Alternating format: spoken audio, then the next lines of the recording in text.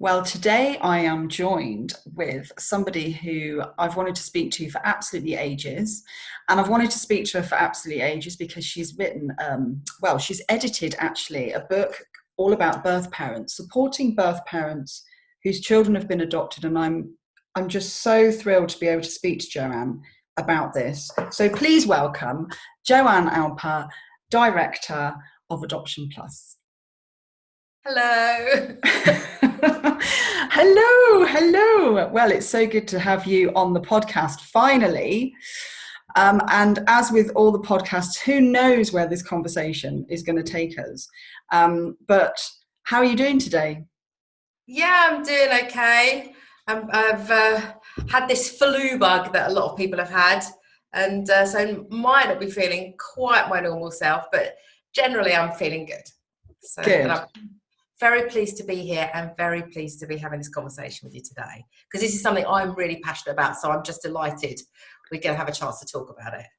Yeah, and it's quite amazing, isn't it? Because there's lots of people actually are really passionate about this, and yet it's an area that has been so voiceless for so long, that you must have just been so excited to have the opportunity to edit a book and actually start to think about what is the narrative, how do we change the narrative, and how do we place voices of lived experience in the midst of that narrative in a way that people can hear them.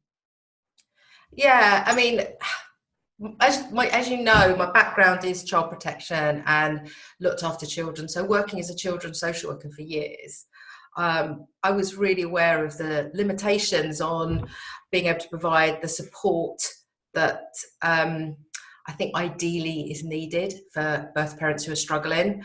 And then when I moved into adoption and we started offering therapeutic services, it was really apparent that this was a group of people that we needed to think about more, understand more, and really look at investing resource and time to much more effectively support than we were doing.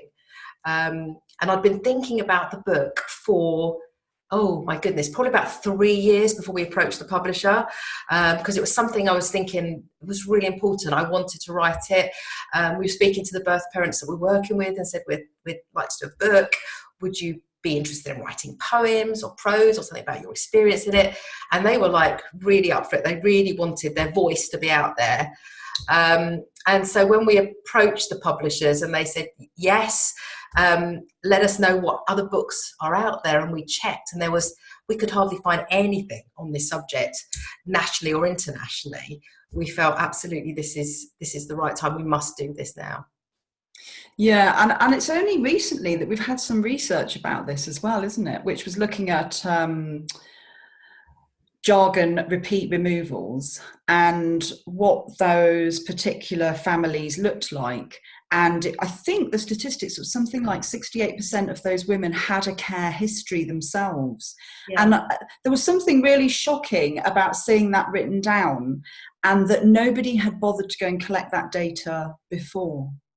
Yeah, I think Professor Beth Neal at UEA, they did some research, I think 2005, in looking at support for birth parents. And as part of that, they were looking at the emotional health and well-being of birth parents.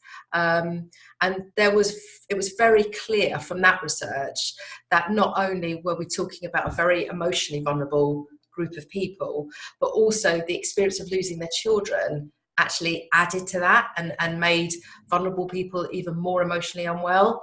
So I think it's definitely an area we're starting, I think, in the UK over the last few years, just to start thinking about a bit more detail. I think research is a really key part of that, actually. Yeah, well, I think it's huge. And research that uses, very sort of participatory methods to make sure that voices stay or be as central to that as possible. And I really enjoyed that about the book. And there is a history around that silence, isn't there? And it still pervades. It's still embedded, I think, in legislation. It's still very much a narrative in society. We're still very caught up with mother blaming and woman shaming. with this whole kind of invisible father element to the whole proceedings, really. Yeah, I think it was something I touched on in the book about, um, trying to hypothesize about why do we not pay as much attention to birth relatives as we should be doing. And I think, I don't know if it's straightforward. There's a number of factors, but I think one factor is our systems within the local authority don't really enable that to happen very much. Obviously, we have childcare social workers, and although they work with families, ultimately their responsibility is to the child. And they often, a lot of the social workers currently in the UK are completely overloaded with their workload. So anything they do on top of that is really difficult. So we don't really have very many dedicated resources for birth relatives in that situation, for birth parents, so or first parents, whatever phrase we want to use. And I think that's one of the factors as well, that the systems itself doesn't really enable you to do that very effectively. I also think the lack of early intervention and prevention support services doesn't help. I mean, many a time you'd be in court and for potential for care proceedings for a child, and the expert would do an assessment of the birth mum or the birth parents and sort of say they need therapeutic help. But the reality is the length of time any therapeutic help would take to make a difference in terms of parenting, it would be too long for the child. The child hasn't got that time to wait. And I used to think, well, why can't we offer that therapeutic support much earlier? Why do we have to wait to care proceedings to say people need therapeutic support? We should be, as soon as we're clear that parents or potential parents are having difficulty, I think we should be looking at what can we do to offer them some support, and particularly parents who've had a trauma history themselves. I think it's, and they're wanting support and they're asking for it. I definitely think we need to be looking at what can we do to help them and provide them with what they need. And there is a timeline, isn't there, around adoption and its history and where we are now. And with, if you look at the latest statistics, there's definitely, I think, an issue about holding risk, and different local authorities being better at that or not so good at that. And also whatever the political will is. So we know that we had a spike in 2015, I think it was, where there was very much a drive around adoption. And it's come back down again now to 3,000 something, I think. Yeah. But just kind of put my own interest really in this subject is that was my experience, to be not removed, but separated from my mother, because the context of adoption was quite a different space then. And I'm not sure that people always understand that history, where lots of babies, I think it was about 16,500 babies went up for adoption in 1969, which was the peak around adoptions. And that was invariably due to this idea of rescuing the baby from an unmarried mother. And that's quite different to the children who would be separated from their families now. And I do think services have caught up with that a lot, but there was a time when I don't think in the 90s they necessarily had thought about the different types of children that were coming up for adoption. I mean, I don't know what you think about that, but there's been it's definitely different as a landscape than it once was. Yeah, I mean, we offer, our therapeutic service here offers counselling to birth relatives of a variety of different ages. We might be working with a 16-year-old or a 75-year-old, and their experiences are very, very different.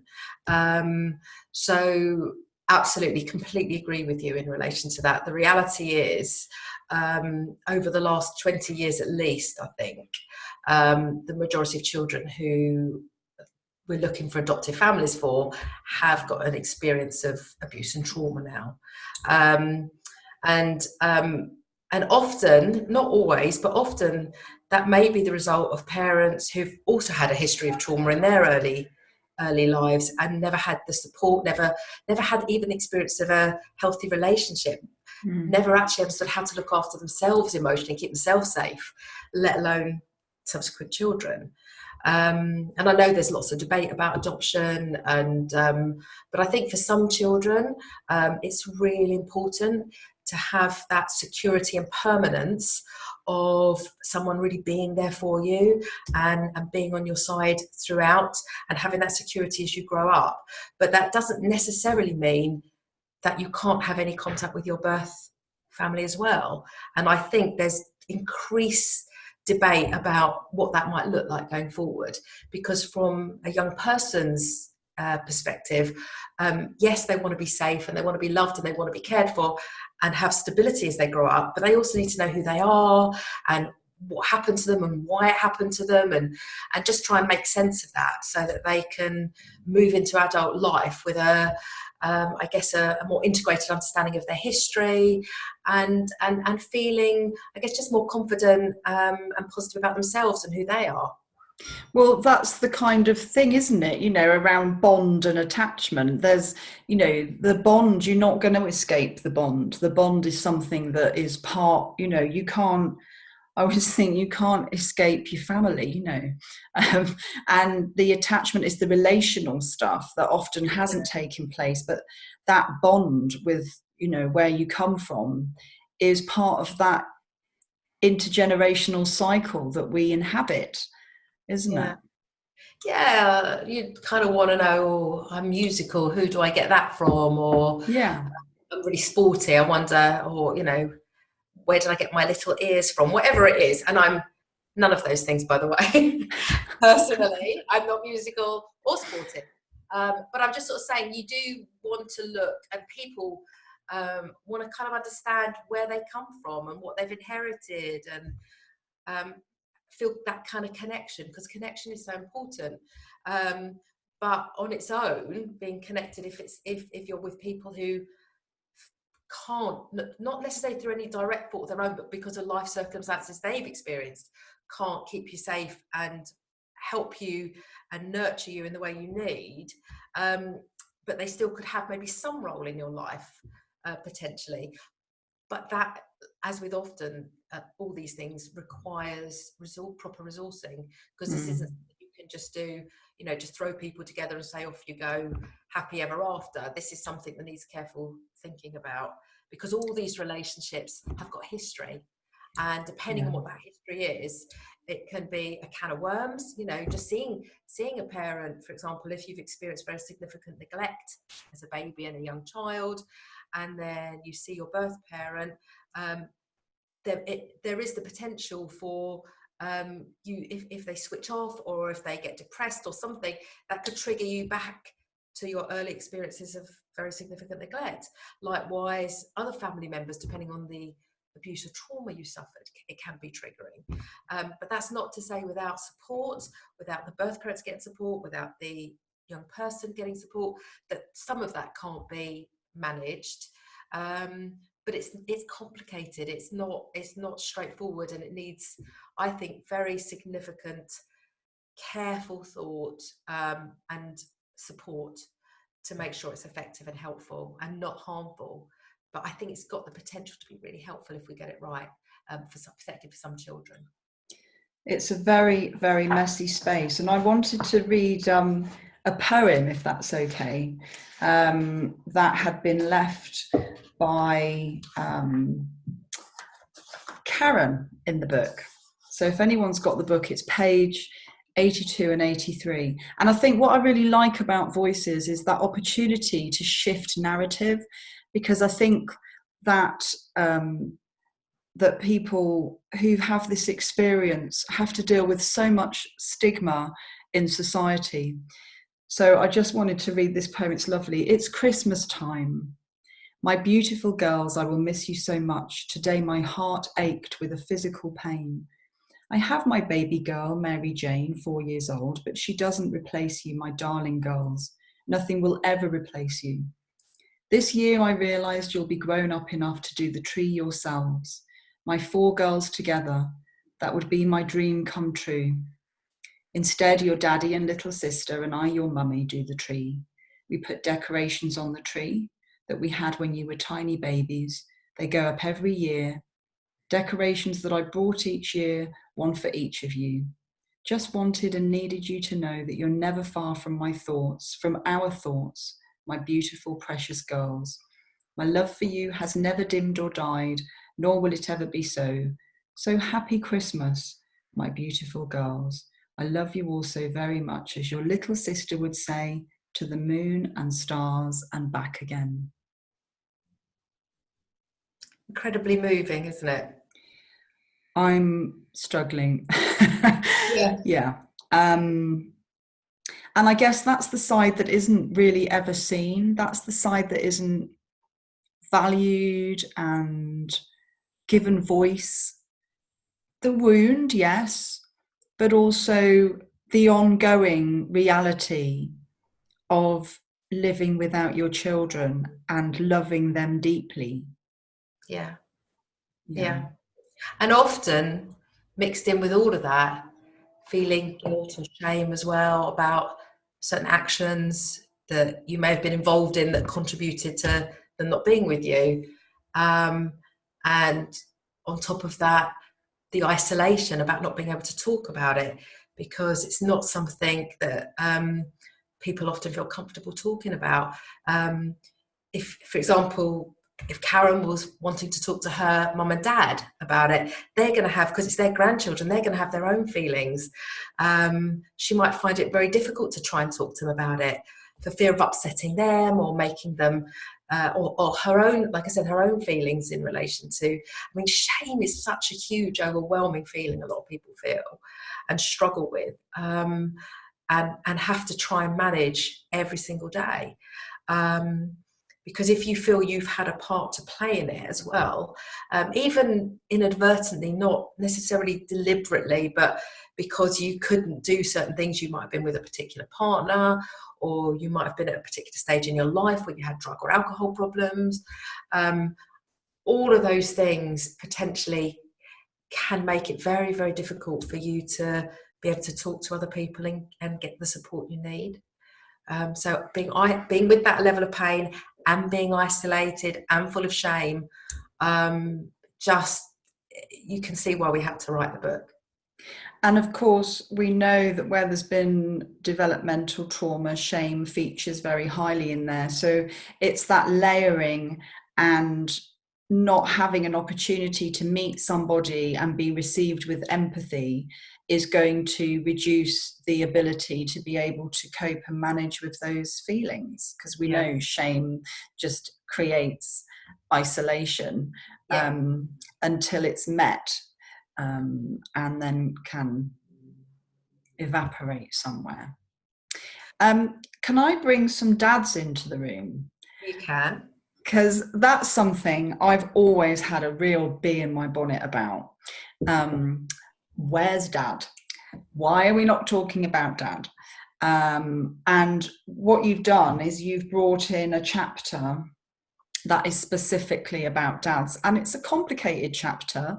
There's a lot of distress and anger within there, and it's expressed how difficult it is working with somebody who is much more angry. And I did wonder, is that one of the reasons why it's been harder, even harder to have those voices, because they're even harder to hear, because they can often manifest as rage.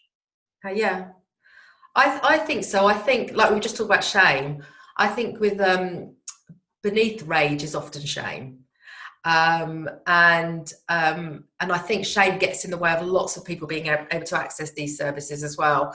And I think the way a lot of our services are structured in the UK doesn't help that. So I do think in terms of mental health services, I think it would be useful to reflect about how could we develop services that keep shame low for people who might be triggered by that. But in relation to dads and men, in our experience, a lot of men have had difficulty in accessing services because they struggle with feeling so angry about everything, which is covering their shame and their sadness. I mean, an enormous amount of pain and sadness, and vulnerability is usually what's the foundation of this anger. And what we wanted to do in that particular chapter was to, I guess, highlight a way of working with that, I guess, that enables people to actually explore the sadness, and go get past the anger and the rage. But you have to be able to find a way of getting past that in order to get to the sadness. But if you can do that, you've got the potential to make such a significant positive change to people's emotional well-being and their lives.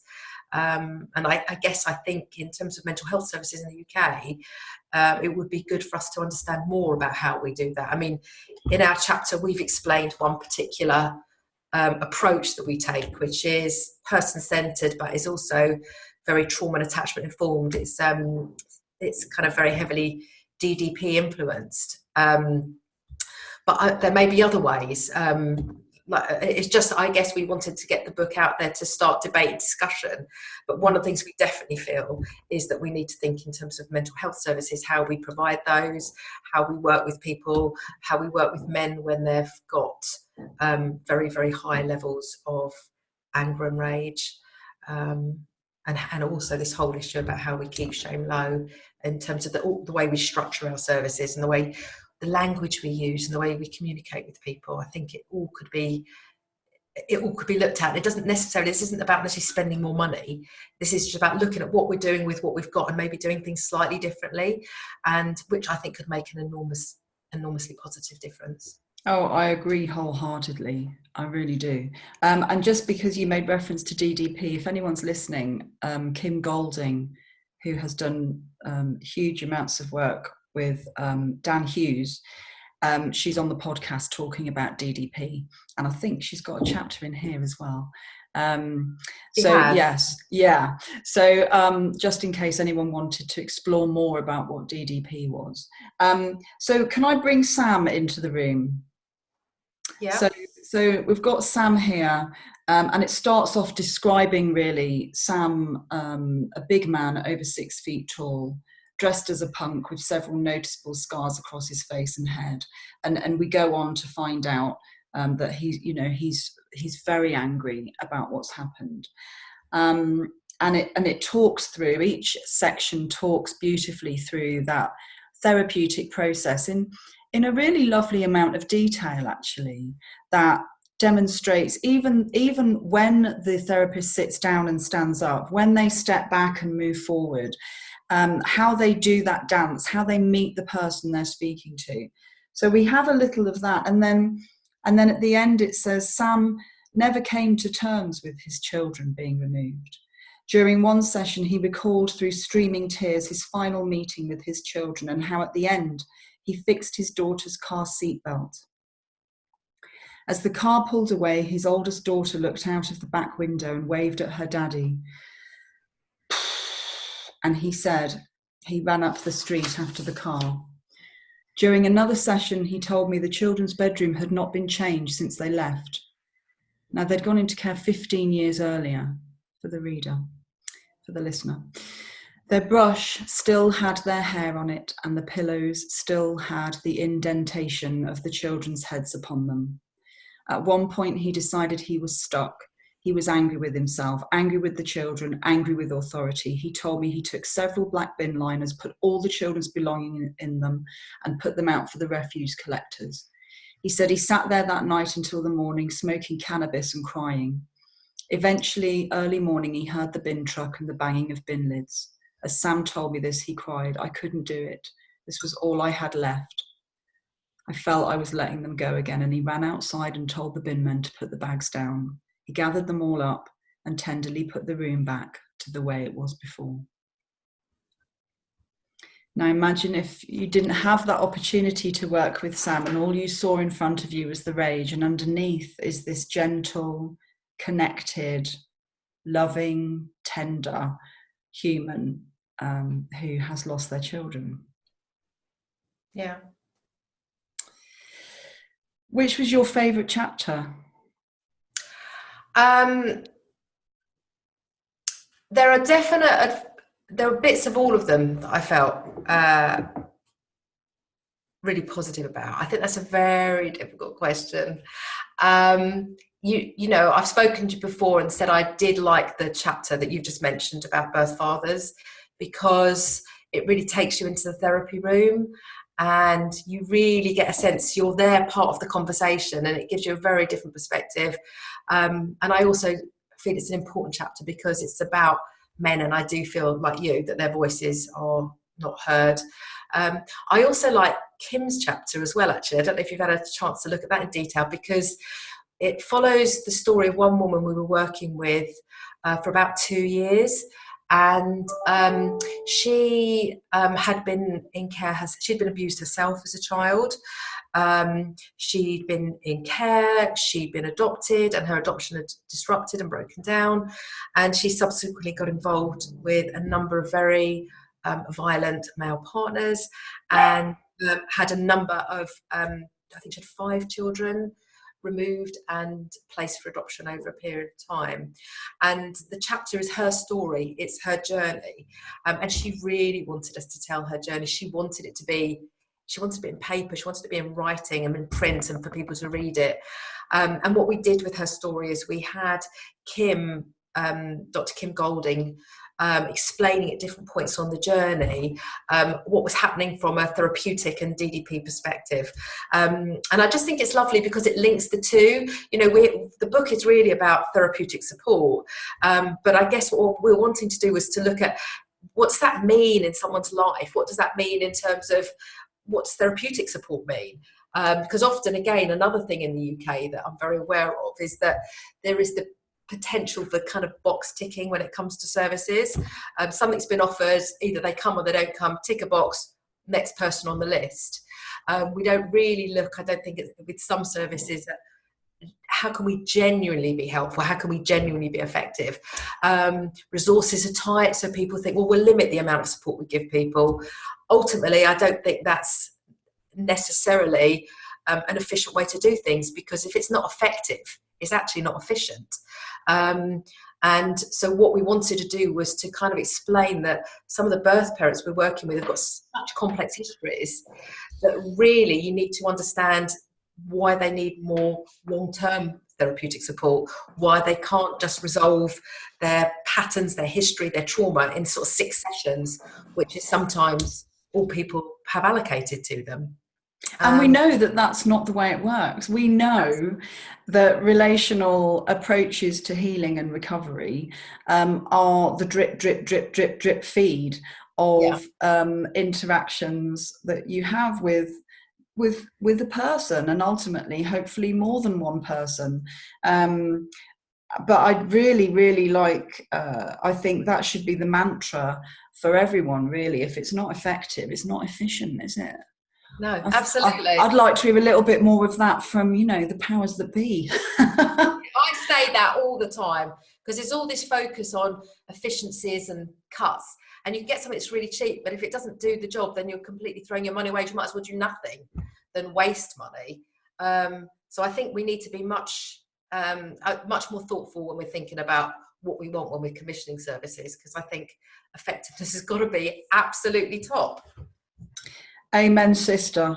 Listen, Joanne, I could talk to you for hours. That's been such a great conversation. And I know it felt to me quite a rich conversation with quite a lot of depth. And I certainly felt very emotional reading the book. And of course, if anyone does want to access your services, because they've been affected by any of the things that we're talking about, I'll make sure that your website is in the area where all the information is so that people can get in touch. Okay, thank you. Thank you for having a conversation with me about this. Really lovely to talk to you, Lisa. Thank you. It's been my pleasure. Take care. Bye. Bye.